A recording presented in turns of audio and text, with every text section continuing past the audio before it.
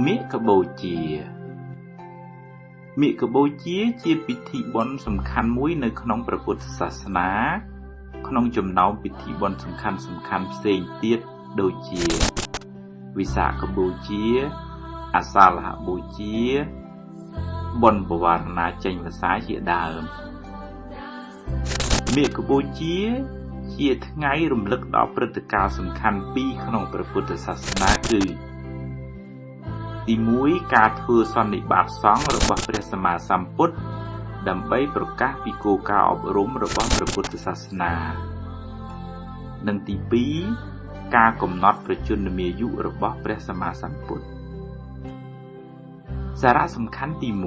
1រំលឹកដល់ថ្ងៃដែលព្រះសម្មាសម្ពុទ្ធទ្រង់ប្រកាសពីគោលការណ៍អប់រំ11ចំណុចរបស់ព្រះពុទ្ធសាសនា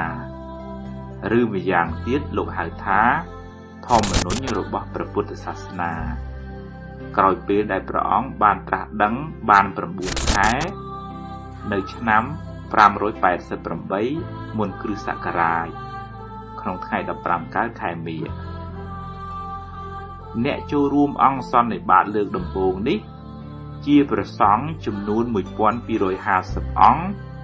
សុទ្ធតែជាព្រះអរហន្តអស់កិលេសទាំងអស់ក្នុងមហាសន្និបាតនោះព្រះសម្មាសម្ពុទ្ធប្រកាសគោលការណ៍11ចំណុចដើម្បីអនុវត្តក្នុងជីវិតឲ្យបានសេចក្តីសុខនិងដើម្បីផ្សព្វផ្សាយដល់មនុស្សលោកឲ្យបានយល់ពីព្រះពុទ្ធសាសនាគោលការណ៍ទាំង11នោះជាភាសាបាលីលោកហៅថាអវាទបាតិមោមានដូចជាទី1ត្រូវជៀសវាងអំពីអំពើបាបទី2សាងតែអំពើល្អឲ្យបានច្រើនទី3សម្អាតចិត្តឲ្យបានស្អាតបរិសុទ្ធទី4ព្រះនិព្វានជាសេចក្តីសុខដ៏ប្រសើរបំផុតទី5ការអត់ធន់ជាគុណធម៌ដ៏ប្រសើរទី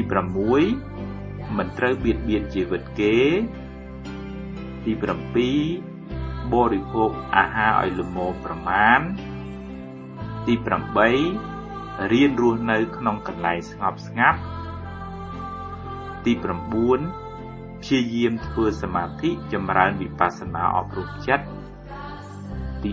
10មិនត្រូវប្រមាថមើលងាយបៀតបៀនគេនិងទី11ត្រូវគោរពច្បាប់និងវិន័យរបស់ខ្លួនឲ្យបានខ្ជាប់ខ្ជួនការអនុវត្តតាមគោលការណ៍ទាំង11ប្រការនេះនឹងធ្វើឲ្យបុគ្គលខ្លួនឯង